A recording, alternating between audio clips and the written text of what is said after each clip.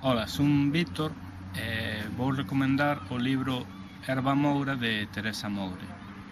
O libro comeza cunha historia principal na que narra a relación entre o filósofo Descartes e dúas mulleres que foron moi importantes na súa vida, a raíña Cristina de Suecia e unha holandesa que se chamaba Ellen Jans.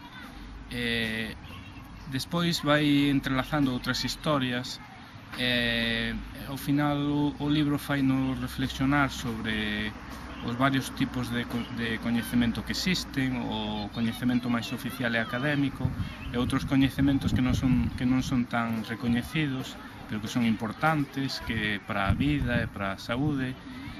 Fainos reflexionar tamén sobre o papel que teñen as mulleres na construción e na transmisión dese coñecemento e o pouco recoñecido que está ese papel.